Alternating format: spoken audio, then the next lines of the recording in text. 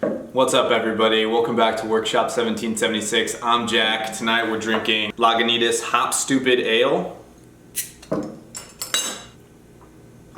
We're building this. So today's project is a entryway shelf for mail and keys and coats and hats or whatever. This is a project for a friend of mine, and it was pretty much an experiment because I've never used epoxy before. Full disclosure, I saw this on a video by DIY Huntress. She has an awesome channel, so you guys definitely should go check out that video, as it was the inspiration for this one. I'll put a link to that in the description. Right here I'm making the mold for the epoxy. Basically how this works is you make a box out of melamine boards, which is just a white plastic coated board that has packing tape essentially coating the entire surface. And you put whatever piece you want to put inside the epoxy inside that mold, and then you pour the epoxy into it, and the epoxy fills the void that's left by that piece and then the mold around it. And right now I'm just measuring out how big I want it, and then roughing out pretty much what I wanted to cut off for like the design of the piece. Since this is a curved cut, I used my bandsaw. You could accomplish the same cut with a jigsaw, which is much cheaper. Or if you want to go really cheap, you can get a coping saw, which is basically just a hand tool that allows you to make curved cuts. My table saw was kind of on the fritz when I did this portion, so I'm using my miter saw to cut this. I would normally do this on a table saw just so it's much safer. So there you can kind of see the basics of the mold. I'm covering everything with Tyvek tape, which is this stuff right here. I'm not 100% sure why we need to use Tyvek tape, but everyone I've seen on YouTube that pours epoxy, they use melamine boards and Tyvek tape. So I didn't want to mess anything up, so I just copied what everyone else used.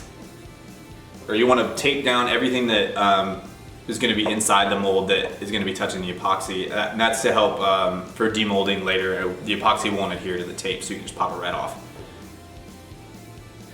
Something I would have done different in this portion, you can see how I cut the bottom piece to the exact same size of the piece I was going to use. I think what I would do in the future is basically have a really large piece, cover the entire thing with tape, and then build a frame of the vertical pieces, cover that all with tape, and then set it on top instead of putting it along the sides and making a box. It would allow me to reuse the pieces, and you wouldn't have to be so perfect with your measurements, as long as the box was the frame portion was the right size.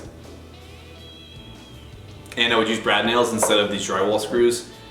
You can see that it kind of cracked the mold a little bit. It ended up being fine, but in the future I think I just use brad nails, and then I'll just pop them off with a mallet or a hammer or something like that when I'm ready to demold. I made a ton of mistakes in this video, so we're gonna walk through all of them. One of the ones I made was the silicone piece right here. So you're using the silicone in order to seal up all of the creases where you're gonna pour the epoxy so it doesn't leak. Now, I never used this stuff before, and it got away from me. I put way too much on, which didn't end up being a big deal. It was just much messier than it needed to be, and it took a little bit longer to dry because it was so thick. Basically, the whole idea here is coat all the creases with silicone, and then you take this ball tool here, I use this end, the ball tool, and you run it along all of the seams. It smooths it all out, and then once it dries, you can just pull up the excess, so you won't have any, that leftover silicone won't impact your epoxy pour. I got this thing on Amazon. It was really cheap. It came with a bunch of them. Oh yeah, I'm making the wood is hard maple from Home Depot. So I put the maple section in and I clamped it down. The reason I clamped it down is because I didn't want it to be floating around in the epoxy. I just wanted it to remain stationary. All right, the next mistake I made. I thought I could just eyeball how much I was gonna need. Huge mistake. Definitely take the time, do the math, figure out what the volume of your pour is going to be, because as you can see right here, I did not have nearly enough. I ended up having to do 3 separate batches, just one right after the other, and I think that led to some of the problems that you're going to see down the road. there was about 4 or 5 minutes in between each of these batches, which the first pour was already starting to gel up and like kind of set, and then I put the second one on top, and then I put the third one on top of that, and it just didn't allow for bubbles to escape, and it was a bigger problem than I thought it was gonna be. And then another mistake I made, I didn't ensure that my form that was gonna accept the epoxy was completely level. Because epoxy is in liquid form here, it's gonna level itself. I just eyeballed it, thought it was good, and I ended up having to go back and shim it to make sure that it was level with the piece of wood that was inside the form. So either my table wasn't level, or the floor is not level, or something's not level. It wasn't proportionate on both sides. For the pigments, for the epoxy pour, I use these artisan pigments. I use onyx and titanium, and these came in a huge pack. Came with all these pigments, so all of these, oh geez, came with all these pigments for like 25 bucks, and you only use a little tiny amount, so these are gonna last for a really long time. I definitely recommend these pigments, they're awesome. I only use like a tiny bit. I did the main body with the black, and then I just threw a little bit of the titanium in, just for a little bit of like silver swirl. The epoxy I used is the Total Boat epoxy kit on Amazon. It was 65 bucks for the whole kit, and it did pretty much this whole project. It was great, it's super easy to use, very easy instructions. You just gotta make sure you read them thoroughly, and then make sure you have the ratios right, but it's all in the instructions, it's super easy to follow. Okay, so on the DIY Huntress video, she mentions that she had a friend tell her about dripping a little bit of isopropyl alcohol into the epoxy pour, like right after you pour it, which it does this like billowing cloud effect kind of thing. It's really cool. So I was gonna do that, and if you guys are gonna do this, definitely have a good method of application for that isopropyl alcohol. I tried to just put my finger over the nozzle and kind of like let out a little bit as I went, and I ended up putting way too much on. I put so much on that it was like floating on the surface, and when I used the torch to try to pop some of the bubbles, it like caught on fire, which I think was another thing that added to my issues I had during when it was curing. So if you're gonna do that, definitely just find a better way to put like a couple drops, like 1 or 2 here, like an eyedropper or something like that, and just kind of pop in a few. It ended up looking really cool. I recommend for you to do that, but just go sparingly on it, because you don't want it to happen to you what happened to me. All right, so I'm demolding right now. You can see that there's a lot of bubbles, and you can see it in the finished product too. There's a lot of bubbles that came up. I think what led to this was not only the 3 layers of pouring, way too much of the isopropyl alcohol, and lighting it on fire, essentially. What I should have done was agitate the mold and try to force some of those bubbles that were on the bottom up to the top, because they're obviously still down there, and then I could have popped them with a torch or a heat gun. I ended up thinking, I was like, it was good, and I ended up leaving it overnight to cure, and I didn't check on it. So that was, I think, what led to the problems I had. Okay, so here I'm using my Ryobi belt sander. The thing's awesome, it's super cheap, works great, to kind of remove all the overpour from the epoxy. And if you're going to do this, definitely wear a respirator and be in a well-ventilated area. This is a do as I say, not as I do moment. I don't have a respirator, and I've been meaning to buy one, I just haven't yet. So definitely have a respirator, wear it, be safe. Epoxy is pretty nasty stuff, and if you're sanding it into tiny little particles, you don't want to breathe that stuff in. This was 80 grit sandpaper to start for the gross removal. Once I got rid of all the overpour, I went to 220 grit on my random orbital sander, and that was good enough for my purposes. I've heard a lot of people like to go into 300s when they're sanding epoxy, just because it gives it a much more finished look, but I didn't have any on me, and like I said, this was an experiment. So, all right, another mistake I made. So I've heard that if you have bubbles in your finished product, all you need to do is mix up another batch of epoxy, leave it clear, and then pour a thin layer over the top so it fills up all the voids. You won't see any other bubbles. I didn't have any more epoxy because I used the whole thing to make this project. So what I did use was Gorilla Glue 2-part epoxy for like adhering one thing to another. They're not the same epoxies. I did this on the back side because I wasn't sure if it was gonna work, because you're never gonna see it. It's gonna be mounted on the wall. And surprise, surprise, it didn't work.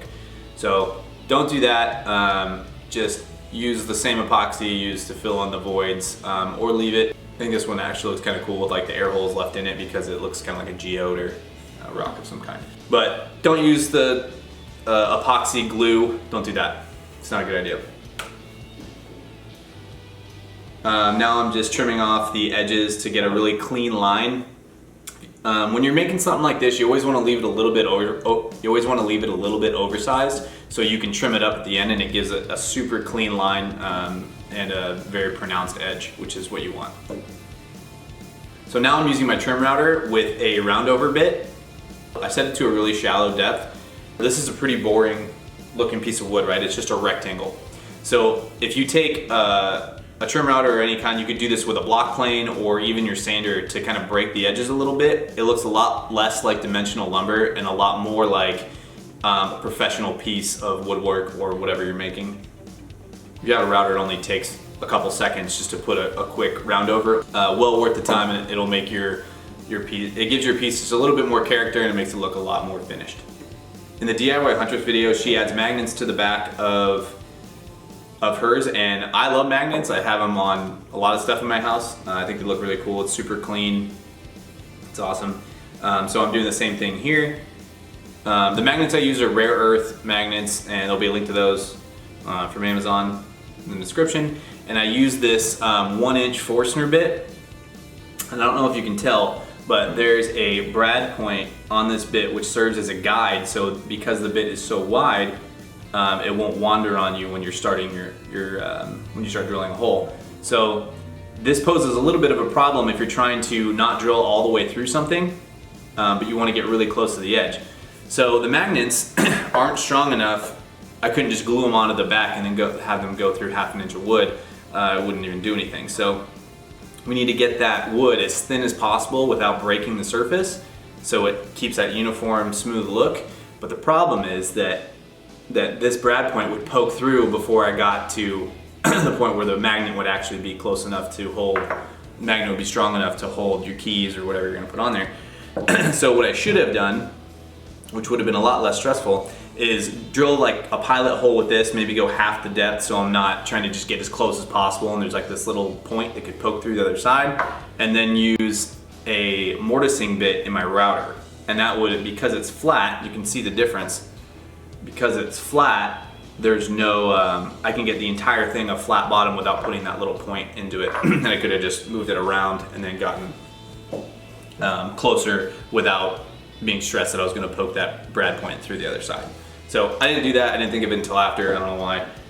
So do that. All right, my buddy said that he wanted a place to put his mail as well. So I originally designed this little like wooden mail slot. After I made it, I realized I didn't like how it looked, so I ended up going to Michael's and buying a little like metal bin that I trimmed to the size I wanted and then spray painted it black.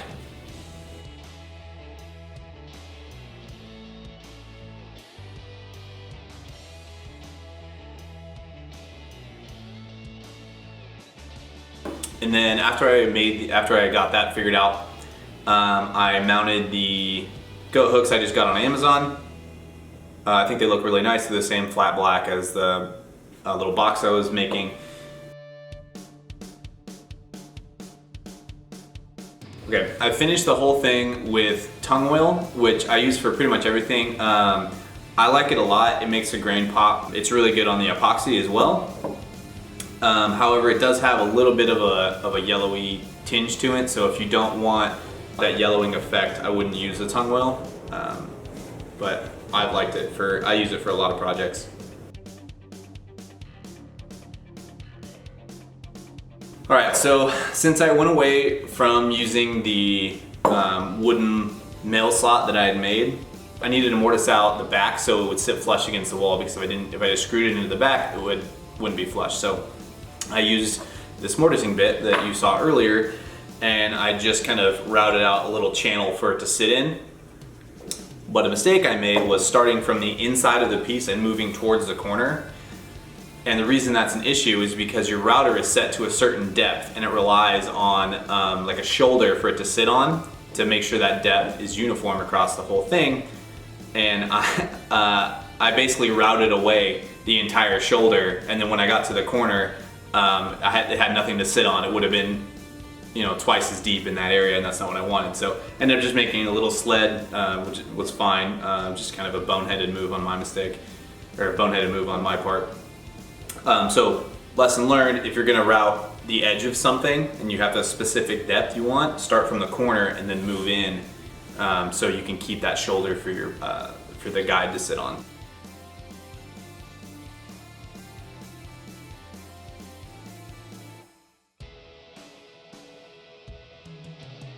I think that's it as far as this project goes.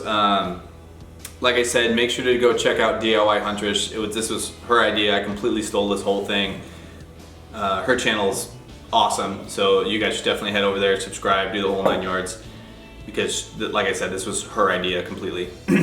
Okay. All right, beer review. The Lagunitas Hop Stupid Ale. That's good. I like it.